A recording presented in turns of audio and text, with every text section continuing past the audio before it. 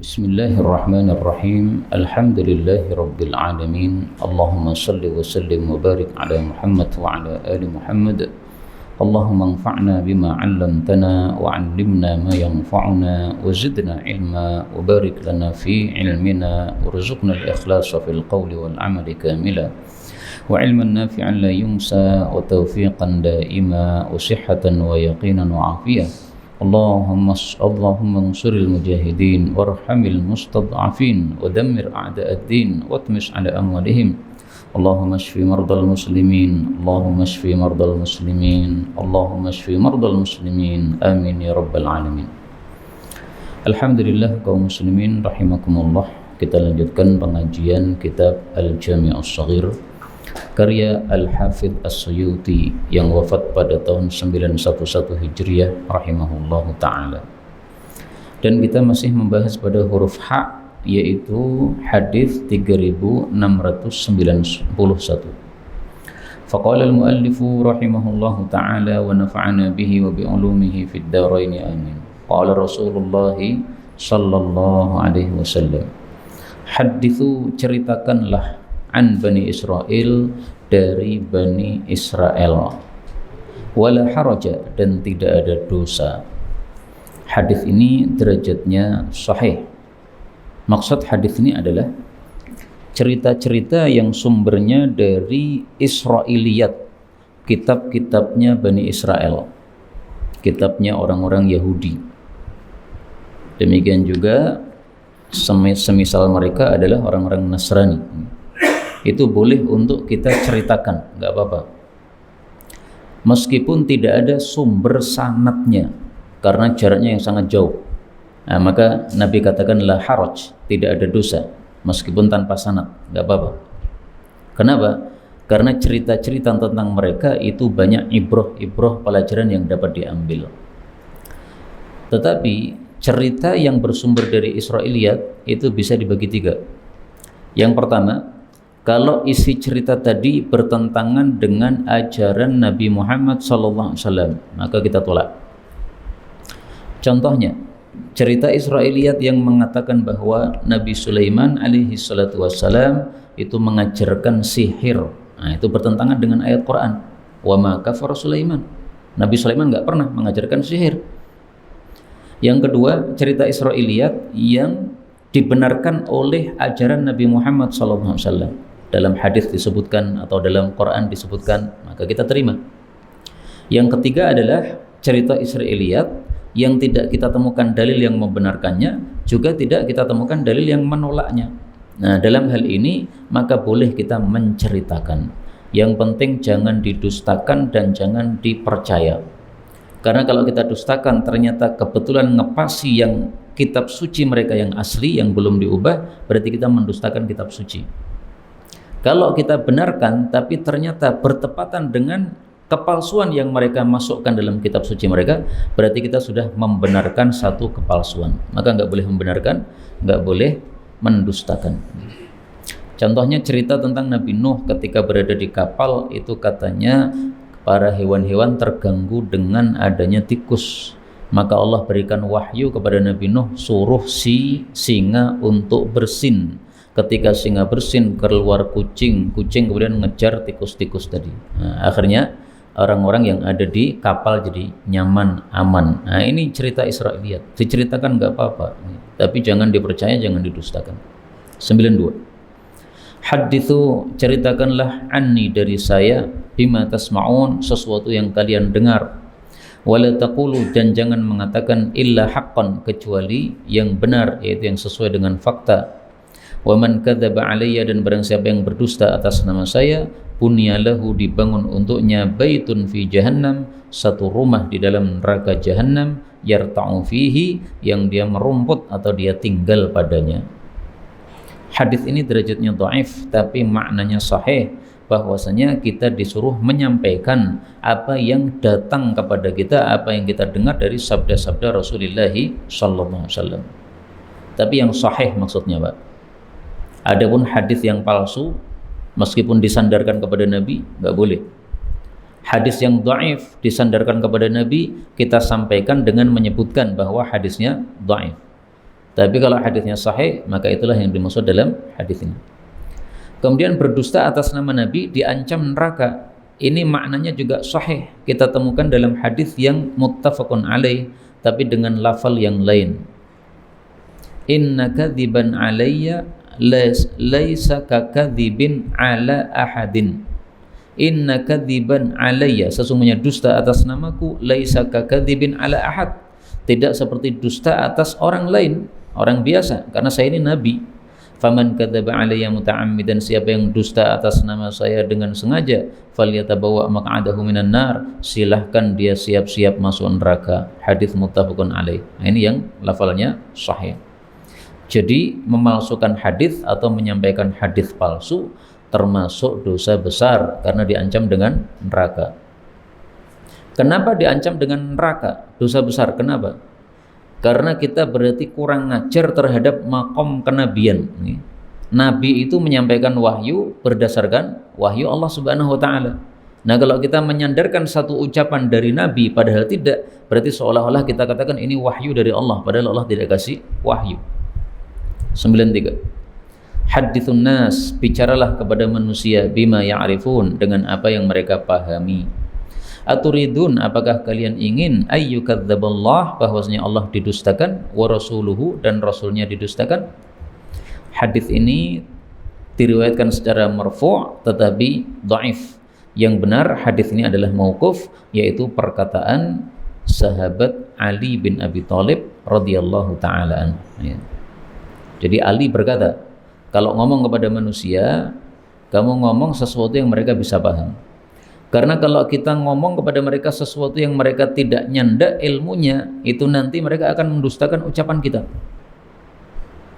Saya menyampaikan satu hadis Nabi SAW, tapi hadis Nabi ini kira-kira orang yang mendengarkan nggak mampu untuk memahami, karena mereka orang yang sangat awam, baru saja masuk Islam misalnya.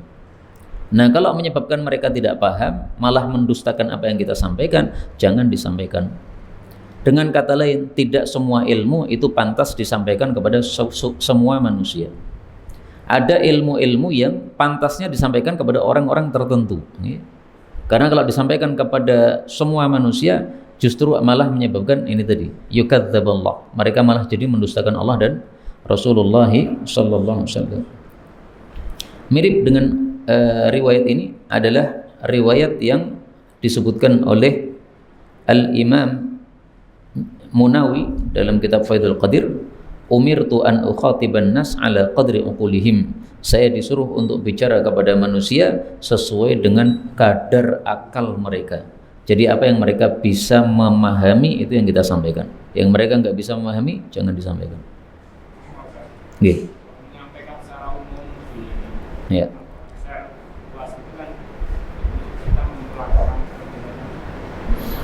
Kalau secara umum artinya ada yang diharapkan bisa memahami, tidak ada masalah insyaallah ta'ala. Nanti ketika ada orang yang tidak paham, dia akan bertanya. Tapi maksudnya di sini adalah sesuatu yang rata-rata orang tidak paham, sehingga kalau kita sampaikan malah menyebabkan mereka mendustakan. Kita diundang untuk dakwah di satu tempat yang baru saja kenal Islam misalnya, disampaikan perkara yang mereka tidak mampu untuk menerimanya, malah besoknya pada murtad lagi mungkin. Maksudnya begitu ya. Jadi yang menyebabkan apa? Kemadharatan. Tapi seperti majelis seperti ini kan tingkatan ilmu kita kan berbeda-beda gitu. Kadang-kadang saya menyampaikan ilmu nahwu yang berkaitan dengan hadis yang kita baca. Tidak semua bisa paham, nggak apa-apa, karena ada yang bisa memahami. Maka yang memahami, yang tidak memahami pernah mendengar, insya Allah lama-lama kalau sering mendengar, lama-lama juga akan paham. Tidak akan menyebabkan madarat insyaallah ta'ala.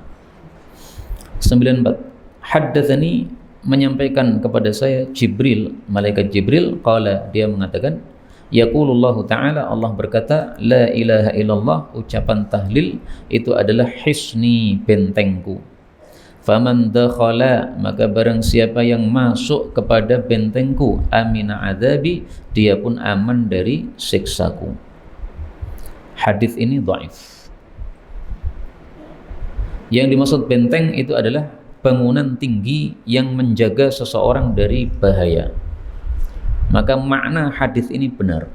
Siapa yang sudah mengucapkan la ilaha illallah, maka dia sudah berada dalam satu keamanan dari siksa Allah Subhanahu wa taala. Orang mengucapkan la ilaha illallah kemudian mati, maka dijamin masuk surga kalau muslim ya. Tapi kalau orang kafir, maka kalau sebelum mati dia mengucapkan la ilaha illallah, sama juga sudah mencukupi dari dia untuk masuk Islam. Tapi kalau masih sehat walafiat, bugar, tidak cukup la ilaha illallah. Harus la ilaha illallah Muhammadun Rasulullah. Makanya Rasulullah sallallahu alaihi wasallam ketika menyuruh pamannya Abu Thalib sebelum mati, itu tidak disuruh mengucapkan la ilaha illallah Muhammadun Rasulullah, tapi cukup qul la ilaha illallah. Nah, sehingga diambil fikih oleh para ulama, andai ada orang kafir sebelum mati hanya ucapan la ilaha illallah yang terucap, itu sudah apa? Cukup. Kalau sebelum mati loh Pak ya. Tapi kalau dia masih sehat walafiat, dia hanya mau mengucapkan saya maunya la ilaha illallah Muhammad, saya enggak mau. Muhammad itu nabi untuk orang Arab, saya enggak terima. Kita ini orang Indonesia, Islamnya Islam Nusantara. Nah, orang seperti itu masih kafir, karena la ilaha illallah dengan Muhammad Rasulullah dua hal yang tidak bisa dipisahkan. Imam Ghazali ketika menjelaskan hadis ini, beliau mengatakan, siapa yang dimaksud faman dakhalahu, siapa yang masuk ke dalam bentengnya Allah. Kapan kita disebut masuk dalam bentengnya Allah? Beliau katakan, tidak disebut masuk pada bentengnya Allah kecuali kalau mengucapkan la ilaha illallah dengan sepenuh hati. Maka beliau mengatakan, seyogianya orang mengucapkan la ilaha illallah menggunakan adab. Adabnya apa? Seluruh anggota tubuhnya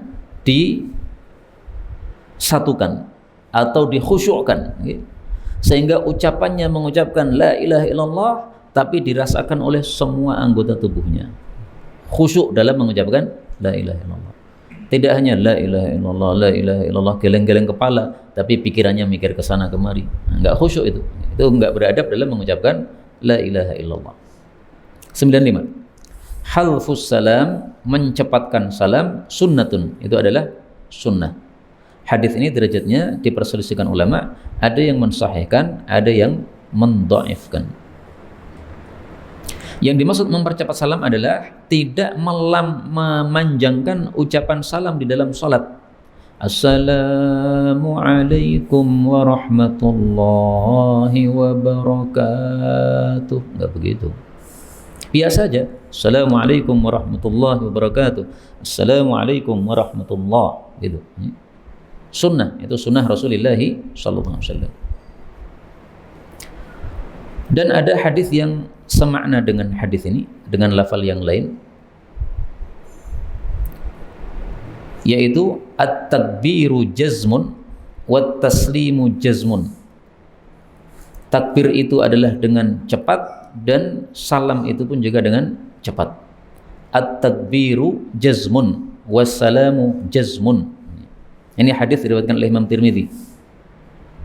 Apa tafsirannya? Qala Ibnu Mubarak, kata Ibnu Mubarak, yakni alla tamuddahu maddan, yaitu kalau salam jangan dipanjang-panjangkan.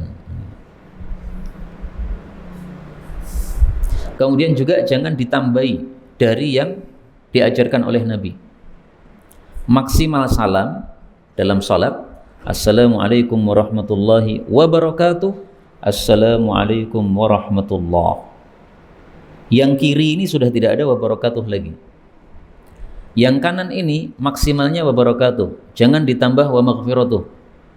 Kalau ditambah berarti kita tidak hadfus salam, tidak mempercepat salam, karena menjadi panjang dengan sebab tambahan ucapannya itu. Ya, itu tafsir yang kedua dari hadis ini. Maka kalau ada imam yang salamnya gaya seperti itu, dipanjang-panjangkan gitu, sementara saya makmum masbuk, nah biasanya dia sudah assalamualaikum pertama saya langsung bangkit berdiri. Kenapa? Ngapain nunggu salam yang panjang-panjang yang tidak sesuai sunnah Rasulullah sallallahu alaihi wasallam. Dan memang diperselisihkan oleh para ulama, bolehkah makmum masbuk itu berdiri setelah imam salam pertama kali, ataukah harus menunggu salam 1 dan 2? Kalau madhab Syafi'i, membolehkan setelah salam pertama untuk makmum masbuk langsung berdiri. Dan ini pendapat yang saya pilih. Kenapa? Karena orang itu kalau sudah salam sekali, itu sholatnya sudah selesai. Lah terus salam yang kedua itu untuk apa? Untuk kelengkapan saja. Buktinya apa? Kalau Anda salam ke kanan sekali, setelah itu kentut, sholat Anda sudah sah. Maka kalau salam pertama itu sholatnya sudah selesai, ngapain kita menggantungkan sholat kita kepada orang yang sholatnya sudah selesai? Malah tidak sah seandainya kita itu menggantungkan sholat kepada orang yang tidak sholat. Tapi dalam mazhab Hambali disuruh untuk menunggu salam kanan sama salam kiri. Nah, panjenengan ini orang Indonesia, rata-rata mazhabnya apa? Syafi'i. Tapi dalam bab ini saya lihat rata-rata orang mengikuti mazhab Hambali, ya, nunggu sampai salam yang kedua. Ya nggak ada masalah. Tapi secara hukum sebenarnya salam pertama itu sudah selesai. 96. Harasulailatin, menjaga satu malam fi sabilillah, di medan jihad fi sabilillah. Kata-kata sabilillah ini maksudnya apa? Jihad fi sabilillah. Termasuk yang dilakukan oleh saudara-saudara kita di Palestina. Itu termasuk harasulailatin fi sabilillah. Apa fadilahnya? Ala sahilil bahr, di tepi pantai, afdalu min siyami rajulin, lebih utama daripada puasanya seseorang, wa qiyamihi, dan tahajudnya, fi ahlihi, di dalam keluarganya, alfasanatin, selama 1000 tahun. 1000 tahun nggak mungkin kita lakukan, Pak, karena ini apa? Melebihi batas usia kita. As-sanatu 300 yaum, setahun itu isinya 300 hari. Ini maksudnya 360 hari, tapi 60-nya dihapus. Itu biasa orang Arab, tambahannya dihapus. Al-yaumu ka'alfi sanatin, yang satu harinya seperti 1000 tahun. Tapi hadis yang dahsyat ini derajatnya palsu. Maka kita lanjutkan hadis berikutnya yang tidak palsu. Harasulailatin, menjaga semalam fi sabilillah, di medan jihad fi sabilillah azza wa jalla, afdalu, lebih utama, min alfi lailatin, daripada 1000 malam, yuqamu lailuha, yang ditahajudi pada malamnya, wa yusamu naharuha, dan dipuasai pada siang harinya. Hadis ini diperselisihkan oleh para ulama, ada yang mendhaifkan, ada yang mensahihkan. Nah, di sini enggak begitu dahsyat, ya, karena 1000 harinya 1000 hari biasa. Kalau yang tadi 1000 hari yang setiap harinya itu seperti 1000 tahun. Nah, jadi peng pinten ya, Israel ngitung susah. 98.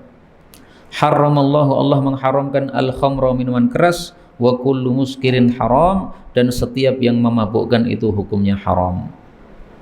Hadis ini menunjukkan bahwa khamr haram, dan ini disepakati oleh para ulama, nggak ada perselisihan. Apa definisi khamr? Khamr arti asalnya adalah minuman keras yang terbuat dari anggur, the khamr. Kemudian kalau ada minuman keras yang tidak terbuat dari anggur, meskipun namanya tidak khamr secara bahasa, tetapi dia tetap haram karena Rasulullah mengatakan wa kullu muskir, dan setiap yang memabukkan adalah haram. Karena itu kalau khamr yang terbuat dari anggur, sepakat para ulama tidak ada perselisihan bahwa itu haram. Mau satu tetes, mau satu gelas, semuanya haram. Tapi kalau minuman keras yang terbuat dari selain anggur, nah di sini terjadi perselisihan pendapat ulama. Jumhur ulama berpendapat haram seperti khamr. Mazhab Hanafi mengatakan haram kalau memabukkan saja. Seandainya minum satu gelas mabuk baru haram. Tapi kalau minum satu sendok tidak mabuk, maka boleh dicoba, nggak apa-apa, karena nggak sampai mabuk. Tapi pendapat mazhab Hanafi ini lemah karena bertentangan dengan sabda ini. Wa kullu muskirin haram, setiap yang memabukkan haram. Jadi seolah-olah Nabi mengatakan khamr yang terbuat dari anggur haram. Semua yang memabukkan meskipun terbuat dari selain anggur sama hukumnya dengan khamr. Ya, itu maksudnya hadis ini. Karena itu jangan sekali-kali mencoba minuman keras yang terbuat dari selain anggur, meskipun kalau antum minum satu gelas nggak mabuk. Mabuknya kalau satu botol, tetap jangan dicoba. Udah minum es teh jumbo saja jelas halal. 99. Hurrima, diharamkan, libasul harir, pakaian sutra, wadzahab, dan emas ala dzukuri ummati, bagi laki-laki umatku, wa uhilla li inathihim, dan dihalalkan bagi wanita-wanita mereka. Hadis ini menunjukkan bahwa lantara laki-laki dengan perempuan itu hukumnya kadang-kadang dibedakan. Untuk perempuan boleh pakai sutra, boleh pakai emas. Untuk laki-laki tidak boleh. Pertanyaan, hurrima, kenapa untuk laki-laki diharamkan? Para ulama berselisih pendapat. Ada yang mengatakan karena berlebihan, ada yang mengatakan karena kesombongan, ada yang mengatakan karena menyerupai orang-orang kafir, ada yang mengatakan karena menyerupai para wanita. Dan pendapat terakhir ini yang paling bagus. Diharamkannya sutra dan emas karena ini cocoknya hanya untuk para wanita. Wanita kan sukanya yang berhias-hias, yang lemah lembut begini. Nah, laki-laki itu cocoknya yang keras, yang kuat begitu. Laki-laki kok bawanya emas, ya cocok belas. Sama dengan apa? Perempuan kalau bawanya pedang, nggak cocok. Perempuan bawanya pedang diselempangkan di badannya sini, nggak cocok. Ada seorang wanita bawa pedang diselempangkan di depan dadanya begini, lewat. Maka Rasulullah mengatakan al-mutasyabbihatu minan nisa'i birrijal laisa minna. Wanita yang menyerupai laki-laki maka bukan termasuk dari kami. Atau kama qala Nabiyyu sallallahu alaihi wasallam, atau dilaknat oleh Allah Subhanahu wa taala. Kemudian emas ini, sutra ini yang diharamkan adalah kalau kain ini semua bahannya sutra atau mayoritasnya sutra. Tapi kalau ada kain yang dicampuri bahan sutra yang sedikit, maka itu dimaafkan. Jadi yang murni atau yang mayoritas. Karena al-hukmu lil ghalib. Karena hukum itu untuk yang mayoritas. Sering kan ada kan ini sutra tapi sutra Cina atau apa namanya itu, pokoknya bukan sutra asli. Maka seperti itu, kalau memang bukan sutra murni atau bukan sutra total dan itu hanya sedikit, maka dimaafkan. Monggo.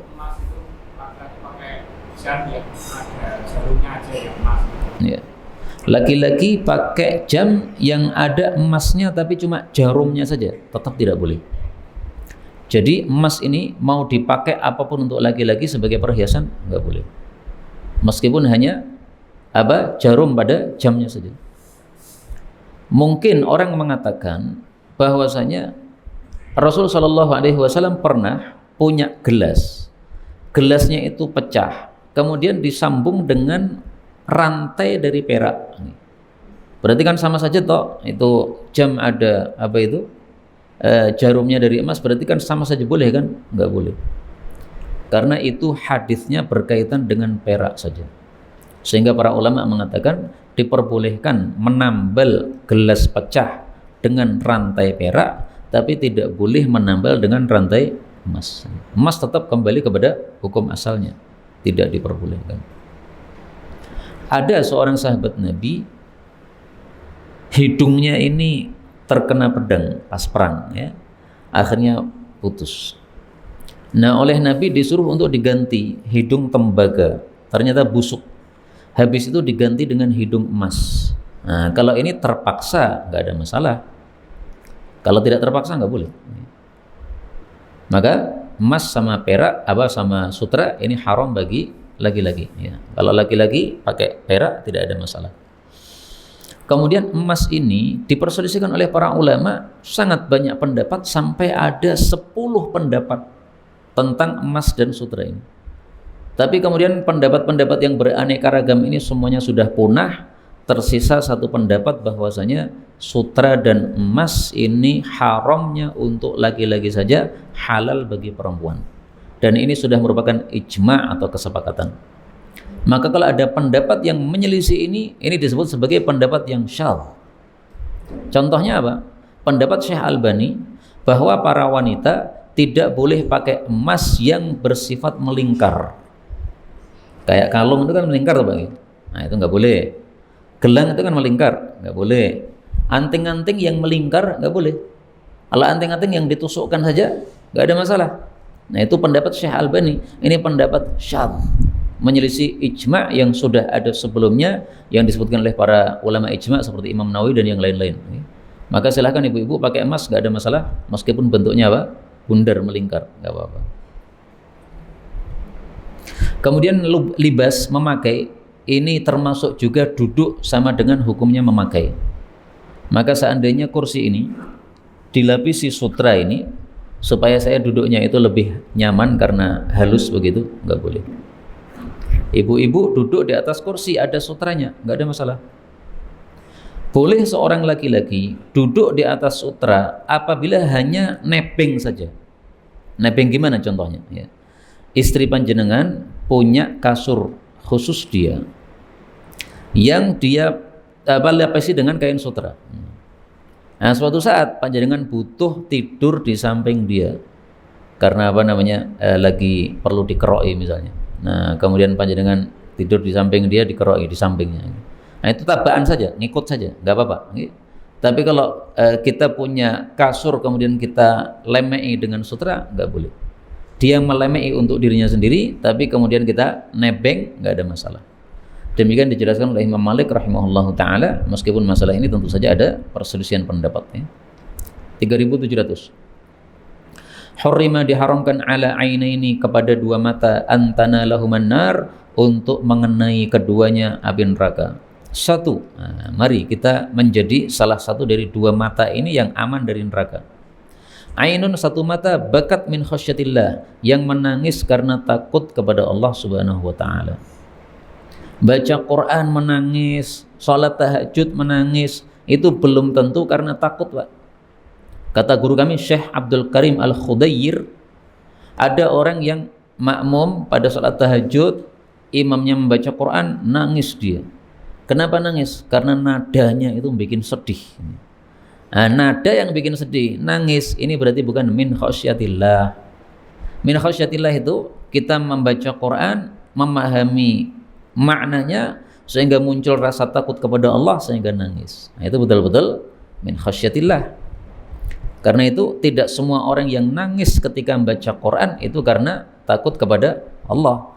Bisa karena nadanya saja, ya, nada sedih. Yang kedua, wa ainun, dan mata, batat, yang bermalam, tahrusu, menjaga, al-Islam, Islam, wa ahlahu, dan kaum muslimin, menjaga dari siapa? Min ahlil kufur, dari orang-orang kafir. Hadis ini sahih. Dan saya yakin saudara-saudara kita Hamas itu termasuk yang ini. Kata Abu Ubaidah, ada anggota-anggota kami ini yang sejak awal terjadinya perang sampai hari ini masih belum pindah dari tempatnya, karena disuruh jaga di situ, Pak.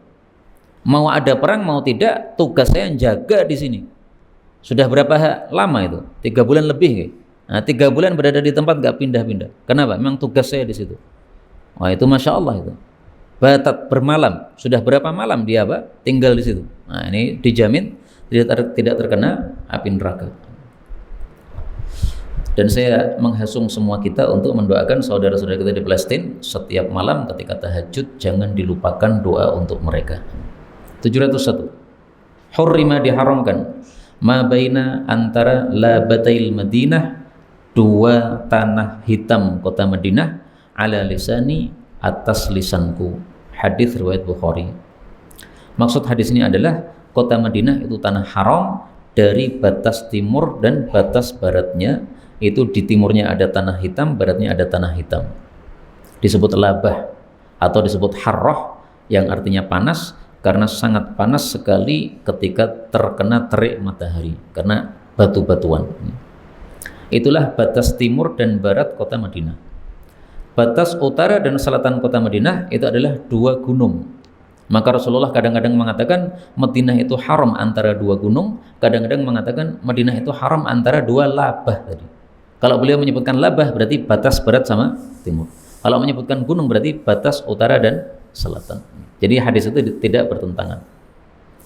Hadis ini menolak pendapat Abu Hanifah yang mengatakan buruan yang ada di Madinah itu boleh untuk diburu. Nah, pendapat ini lemah. Kenapa? Karena Rasulullah mengatakan hurrima, diharamkan, berarti nggak boleh. Ma, semua. Nah, semua berarti buruan termasuk. Maka Abu Hanifah di sini menyelisih mayoritas para ulama rahimahumullah taala. Karena itu sekarang yang saya tahu tidak ada seorang pun yang berani menangkap merpati-merpati di kota Madinah nggak pakai mazhab Abu Hanifah. Lah pakai mazhab Abu Hanifah boleh. Kita lihat merpati di Madinah ditangkap bawa pulang ke Solo ya. Tapi menurut jumhur nggak boleh dan itu sesuai hadis ini nggak boleh. 702 hurrima 'alan nar, diharamkan terhadap neraka kullu hayyinin layyinin, setiap orang yang lunak dan lembut. Lunak sikapnya, lembut hatinya. Sahlin yang gampang, qaribin minan nas yang dekat kepada manusia. Dekat kepada manusia ini artinya apa? Akhlaknya baik sehingga manusia tidak menjauh darinya. Karena kalau akhlaknya jelek semua orang pasti takut. Ini bahaya dekat dengan orang ini. Nanti bisa mendapatkan madarat. Maka intinya orang yang akhlaknya baik sehingga enak kepada orang lain, inilah orang-orang yang akan selamat dari neraka. 703 hurrimat, telah diharamkan at-tijarah, berbisnis, fil khamr, dalam minuman keras. Kata-kata berbisnis ini mencakup membeli dan menjual, sama saja. Menjual itu juga tijarah, membeli juga tijarah. Kenapa minuman keras diharamkan untuk diperjualbelikan? Para ulama mengatakan karena minuman keras itu najis. Berarti segala yang najis tidak boleh untuk diperjualbelikan. Maka jual beli pupuk yang terbuat dari tai kucing nggak boleh, karena tai kucing itu najis. Tapi pupuk yang terbuat dari serintil kambing boleh diperjualbelikan, karena serintil kambing itu suci. Kucing haram dimakan, maka tainya najis. Kambing halal dimakan, maka tainya suci. Pupuk dari tai manusia boleh nggak Pak diperjualbelikan? Nggak boleh, karena tai manusia najis. Jadi dalam hal ini kambing lebih mulia daripada manusia. Dalam hal ini tainya kambing suci, tainya manusia najis. Ini yang pertama ya. Kenapa diharamkan untuk diperjualbelikan? Karena najis. Yang kedua, karena kalau kita memperjualbelikan minuman keras berarti kita sudah ta'awanu, tolong menolong dalam dosa. Saya enggak minum, tapi saya menjual kepada orang yang minum. Sama saja kamu membantu orang itu minum. Maka kemarin ada orang bertanya kepada saya, apa hukum menjual rokok? Saya jawab, hukum menjualnya mengikuti hukum memakannya. Kalau engkau berpendapat merokok itu haram, berarti menjual rokok juga haram. Kalau engkau berpendapat merokok itu makruh, berarti menjual rokok juga makruh. Nah, jadi pendapatmu apa tentang rokok itu? Oh, saya nggak punya pendapat, saya nggak tahu hukumnya gimana. Udah, ngikuti mayoritas ulama saja. Mayoritas ulama berpendapat rokok haram. Jadi para ulama berselisih pendapat jadi dua, tapi mayoritasnya berpendapat rokok haram. Kenapa haram? Karena madarat. 704 hurrimatin naru, diharamkan neraka ala ainin, kepada mata bakat min khasyatillah, yang menangis karena takut Allah. Wa hurrimatin nar, dan diharamkan neraka ala ainin, kepada mata sahirat fi sabilillah, yang bermalam, yang begadang di jalan Allah. Jalan Allah maksudnya jihad fi sabilillah. Wa hurrimatin nar, dan diharamkan neraka ala ainin, kepada mata ghaddat min an maharimillah, yang menundukkan dari keharaman-keharaman Allah. Maka mari kita menjadikan hadis ini untuk PR kita. Kalau ada sesuatu haram yang lewat, mari mata kita tundukkan. Mata yang ditundukkan dari sesuatu yang haram dijaga dari neraka. Au ainin, atau mata fuqiat, yang dicoplokkan dari tempatnya, dilepaskan dari tempatnya, fi sabilillah, di jalan Allah. Jadi sedang jihad fi sabilillah, kemudian matanya terkena pedang, akhirnya coplok. Nah, ini dijaga dari neraka. Hadis ini derajatnya diperselisihkan ulama. 705 hurmatun nisa'il mujahidin, kehormatan istri-istri para mujahidin, alal qa'idin, bagi orang-orang yang duduk maksudnya tidak ikut jihad, kahurmati ummahatihim, sebagaimana kehormatan ibu-ibu mereka. Artinya sebagaimana kita harus menghormati dan menjaga ibu kita, maka kita juga harus menghormati dan menjaga istrinya para mujahid. Zaman dulu jihad itu kan beberapa hari Pak, 1 bulan dikirim jihad. Nah, maka ini istrinya di rumah ini perlu ada yang mengurusi. Siapa yang mengurusi? Biasanya tetangganya yang tidak jihad. Maka Rasulullah sering itu mengatakan, atau kadang-kadang mengatakan ya, dari kampung ini silahkan kumpul 2 orang, satunya jihad, satunya yang menafkahi keluarganya mujahid tadi.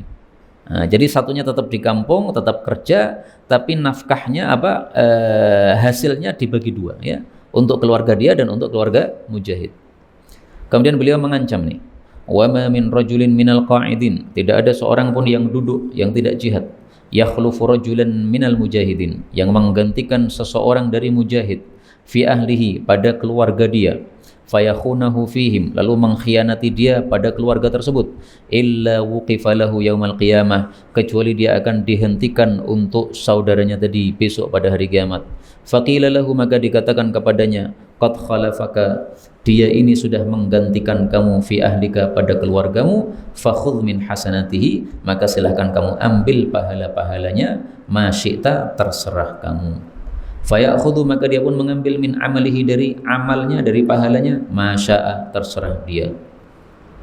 Rasulullah kemudian menoleh kepada para sahabat, beliau mengatakan, fama dhannukum, apa persangkaan kalian? Ya. Maksudnya, kalau ada orang disuruh mengambil pahalanya orang lain, karena orang lain ini mengkhianati dia pada saat dia jihad fisabilillah, malah dia selingkuh dengan apa? Istrinya, atau menggoda atau mengganggu istrinya, khianat namanya. Nah, nanti oleh Allah suruh mengambil pahala orang tersebut. Nah, kalau disuruh mengambil pahala, terserah kita, kira-kira ngambilnya sedikit atau banyak. Saya yakin diambil semua. Kenapa? Karena apa? Dia antara surga dan neraka. Kalau saya tidak ngambil pahala, saya khawatir masuk neraka. Pasti diambil semua pahalanya. Itulah makna fama dhannukum, apa persangkaan kalian terhadap orang yang disuruh ngambil pahala, terserah dia. 706. Hurmatul jar, kehormatan tetangga, alal jar, kepada tetangga yang lain, kahurmati damih, seperti kehormatan darahnya. Artinya sebagaimana tidak boleh membunuh tetangga, juga tidak boleh mengambil harta tetangga. Ini hadisnya dhaif, tapi maknanya sahih. Dan di sini disebutkan al-jar, tetangga, itu mencakup tetangga muslim dan tetangga yang kafir. Semuanya kena. Kita punya tetangga kafir kan di situ. Nah, itu motornya ketinggalan di luar rumah, kemudian kita ambil malam hari, diambil, dicolong, kemudian dijual. Haram, nggak boleh. Bagaimana kalau orang muslim? Lebih haram lagi. Maka hadis berikutnya 707, hurmatu malil muslim, kehormatan hartanya orang muslim, kahurmati dami, seperti kehormatan darahnya. Sehingga harta orang muslim tidak boleh kita gosopi. Hadis yang ini sahih. Kalau hadis yang sebelumnya tadi dhaif. Disahihkan oleh Al-Albani yang ini. Kemudian apa maksudnya? Kehormatan harta orang muslim seperti kehormatan darahnya. Ada 2 tafsiran. Tafsiran yang pertama, tidak boleh kita mengambil hartanya, sebagaimana tidak boleh kita membunuh darahnya, menumpahkan darahnya. Tafsiran yang kedua, wajib kita membela hartanya, sebagaimana wajib kita membela darahnya. Jadi kita nemukan harta saudara kita, nggak boleh kita ambil. Kita melihat ada orang mengambil harta saudara kita, nggak boleh kita diam. Sebagaimana kita tidak rela kalau harta kita diambil orang, maka harus kita tidak rela kalau harta saudara kita diambil oleh orang. Panjenengan punya tetangga muslim, malam hari dia pergi, kosong rumahnya, ada maling masuk, kemudian kita biarkan, nggak boleh. Nggak apa-apa, itu kan bukan harta saya, yang penting saya tidak ikut maling, nggak boleh. Sebagaimana kita harus menjaga harta kita, kita harus menjaga harta dia. Itu makna yang kedua untuk hadis ini. 708. Harimul bi'ri. Apa harim itu artinya ya? Haknya sumur ya. Harimul bi'ri, haknya sumur, itu adalah maddu, sepanjang risyaiha, talinya. Maksudnya gini, sumur kalau kita membuat, nah maka area sekitar sumur ini perlu kita kuasai. Orang dulu kalau membuat sumur itu biasanya untuk memberikan minum kepada ternak-ternaknya. Nah setelah dia berhasil membuat sumur di padang pasir misalnya atau di tanah yang tidak ada pemiliknya. Nah, berapa jarak dari sumur tadi yang menjadi hak dia? Di sini disebutkan sepanjang talinya.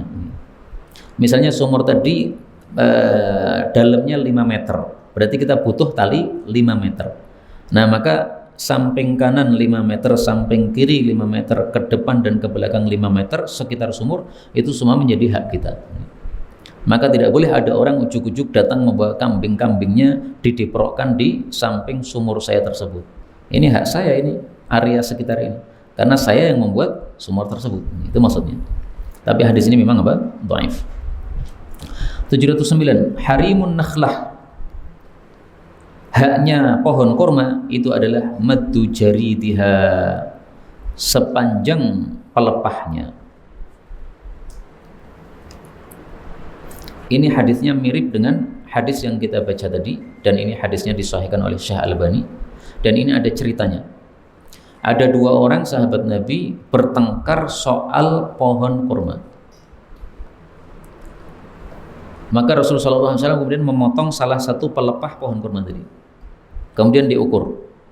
Ternyata ukurannya adalah khamsatu adru' 5 dira', 5 hasta. 1 hasta setengah meter, berarti panjangnya sekitar 2,5 meter. Nah, maka Rasulullah kemudian mengatakan pohon kurma itu memiliki haknya itu sepanjang pelepahnya. Berarti haknya berapa tadi? 2,5 meter. Ini pohon kurmanya 2,5 meter ke kanan, ke kiri, ke depan, ke belakang. Ini semuanya hak bagi pemilik pohon kurma tadi. Hadis terakhir ya, 3710. Huzuqqah taraqa aina baqqah. Bocah cilik mentik, taraqa naiklah kamu, aina baqqah, wahai matanya nyamuk. Ini hadisnya unik ya, hadisnya dhaif, tapi maknanya sahih, bahwasanya Rasulullah itu senang sama anak kecil. Jadi kisahnya ini ada cucu Nabi Hasan atau Husain. Rasulullah sedang tidur, kemudian dia tiba-tiba mancii dada Nabi SAW. Nah, maka Rasulullah tidak marah, beliau malah mengatakan huzuqqah, anak cilik mentik, ya, silahkan naik, nggak apa-apa. Kemudian beliau melihat matanya Hasan atau Husain itu matanya kecil, ya, maka beliau menyerupakan dengan aina baqqah, matanya nyamuk. Huzuqqah taraqa aina baqqah. Ini bukan bakoh bahasa Indonesia nih, bakoh kuat bukan. Bakoh itu artinya nyamuk. Maka sikap seperti ini kepada anak kecil termasuk sunnah Rasulullah SAW. Loh kan hadisnya dhaif, meskipun dhaif maknanya sahih. Rasulullah pernah sholat jamaah kemudian sujud. Sujudnya itu lama sekali. Maka para sahabat batin, ini sujud kok lama sekali, kenapa? Tapi mereka sabar nunggu. Begitu sholat selesai, maka mereka bertanya, ya Rasulullah, tadi salah satu sujud Anda kok lama sekali, kami sampai batin, ini kenapa? Maka Rasulullah bersabda, nggak ada apa-apa, cuma pas saya sujud, itu cucu saya kemudian naik di atas punggung saya biarkan dia sampai turun. Setelah dia turun, baru saya bangkit dari sujud. Tapi insya Allah nggak sampai 1 jam itu, Pak. Nggak kuat anak kecil di atas punggung selama 1 jam. Nah, itu contoh apa? Lembutnya Nabi kepada anak kecil. Hadis yang sahih menyebutkan Rasulullah la yudli' lisanahu, kadang-kadang menjulurkan lidahnya kepada cucunya. Nah, cucunya melihat ada sesuatu yang merah yang keluar dari mulut, senang sekali. Nah, Rasulullah menyenangkan hati anak kecil. Maka menjulurkan lidah untuk anak kecil, kalau kita niatkan mengikuti Nabi SAW, ada pahalanya. Silahkan nanti apa? Kita julurkan lidah untuk anak dan cucu kita. Untuk istri ya boleh, tapi kalau untuk anak itulah yang dilakukan oleh Rasulullah SAW. Inilah hadis yang dapat kita baca pada pertemuan kali ini. Wallahu a'lam bishawab. Alhamdulillahirabbil alamin. Kalau ada pembahasan dipersilakan. Monggo.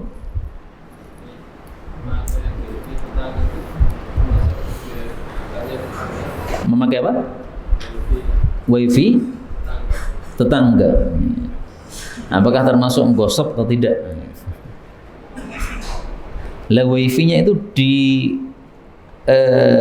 gratiskan atau bagaimana Pak? Ada wifi. Tiba-tiba masuk gitu ya. Berarti itu digratiskan itu. Karena rata-rata orang itu kalau dia pengen wifi-nya tidak dipakai orang pasti dikasih apa? Password. Ketika nggak dikasih password berarti apa? Dia pengen untuk sedekah.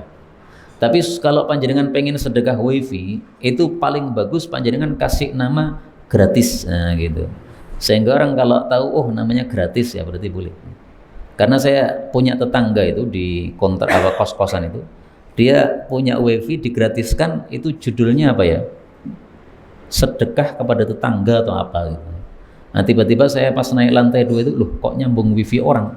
Nah saya nggak tahu milik siapa. Nah, tapi ternyata judulnya apa? Sedekah untuk tetangga atau berbuat baik kepada tetangga. Nah, ini jelas berarti dia ingin apa? Menggratiskan. Itu supaya orang tidak ragu-ragu menggunakan. Monggo.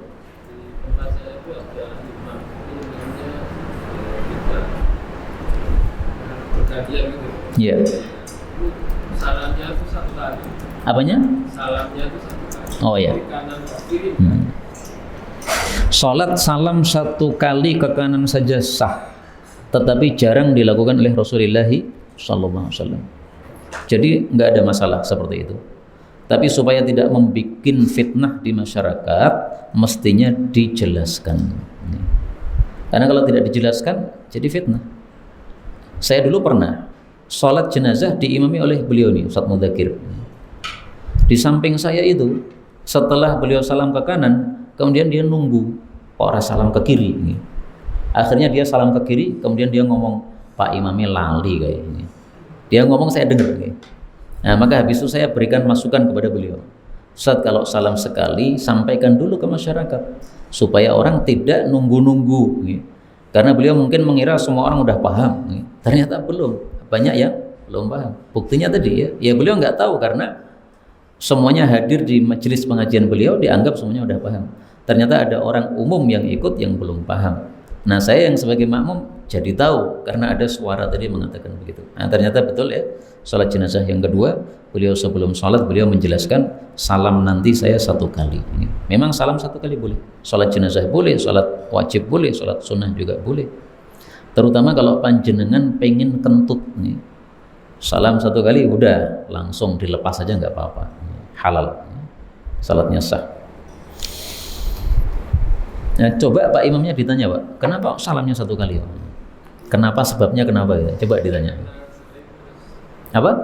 Karena sering mengambil yang ini cuma satu kali. Nah ya, coba ditanya gitu. Kenapa gitu? Barangkali beliau mengetahui hadis itu. Oh itu ada hadisnya. Nah, bagus itu. Subhanallah.